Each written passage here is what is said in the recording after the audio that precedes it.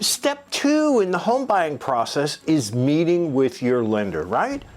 We need some money to pay for your house that you have in escrow. So we need to meet with the lender ASAP and get them all of the documentation that they need so they can get the ball rolling for your loan.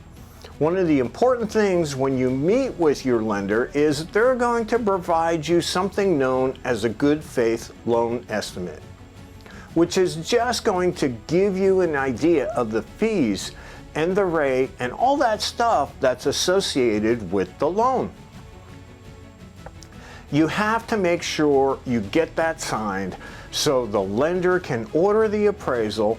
Second thing that's really important to note when it comes to your loan is do not make any big financial decisions during this escrow process.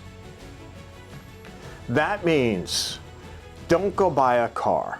Don't lease a car. It means don't go pay off a credit card. I know in your head you're like, oh, I'm just going to pay this thing off and it's going to help my credit score.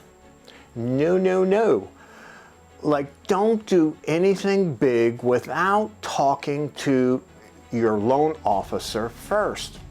So meet with them, call them up. If there's anything you're not 1,000% sure you should be doing, have a chat with the loan officer. The last thing we want to do is have you make a purchase or pay something off during the escrow period, and it might kill your entire purchase. You don't want that. So make sure to chat or meet with the lender that is going to help save the day. And the better job you do of getting the lender what they need, when they need it, the better job they're going to be able to do of making sure that your loan closes on time.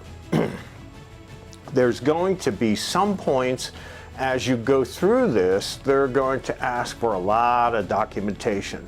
Sometimes they might even ask for the documentation more than once. We got two choices. We can complain about it or we can just get it to them. So just get it to them, even if you got to send it a couple of times. If you need our help, if you need your agent's help, they can help you with that as well. That could be something like you send them a bank statement and they're like, oh, I need an updated bank statement, or I need all pages of the bank statement. I need this. I need a letter of explanation. I need something from your employer.